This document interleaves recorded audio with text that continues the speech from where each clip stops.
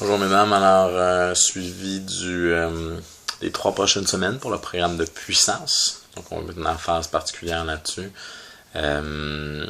Alors tout ce qui est gros exercices ou big lift comme le squat, le seated dumbbell press, le bench press, on va avoir la même formule. Donc à chaque semaine on va augmenter de 5 répétitions.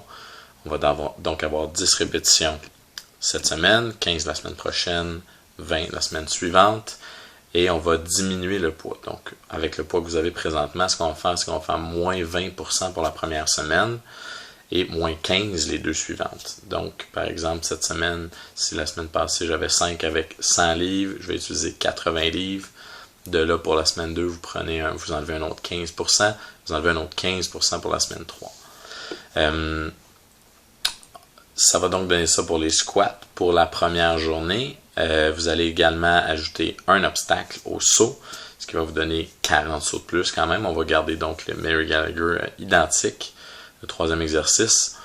Seated dumbbell press, même chose que le squat, donc moins 20% plus 5 répétitions cette semaine, moins 15% plus 5 répétitions la semaine prochaine, même chose la semaine suivante, moins 15 plus 5.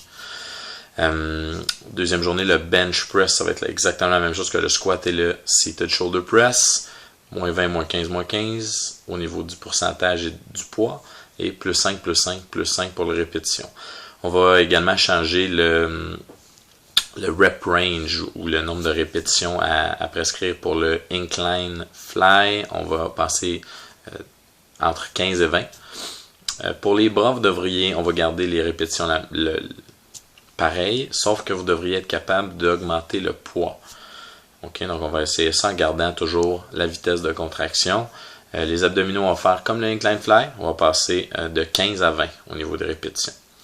La journée dos, les pull-ups, évidemment, on essaie d'augmenter la difficulté, pas le poids, c'est pas aussi simple que ça, mais on va jouer avec les élastiques à ce moment-là.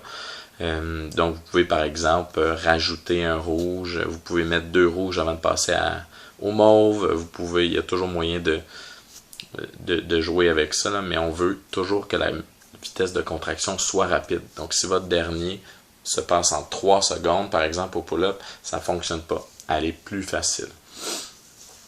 Pour les autres exercices de dos, on va garder ça pareil, mais on va essayer d'accélérer encore la vitesse, quitte à accélérer un peu au retour, même si j'ai marqué 2 secondes au retour, on va accélérer ça un petit peu. Au niveau des avant-bras, vous devriez, comme les bras, être capable probablement d'augmenter légèrement les poids, de garder les répétitions et la vitesse. Au niveau du squat et du bench press, la vitesse est très importante aussi et ça ne sera pas comme le pull-up où on passe par-dessus la barre, mais c'est bien la vitesse de la barre qu'on appelle. Donc si votre dernière ou vos 2 dernières répétitions sont plus lentes ou pas mal plus lentes, ça vaut la peine de diminuer le poids pour garder la vitesse de la barre rapide. Si vous avez des questions, vous pouvez commenter sous la vidéo. Merci.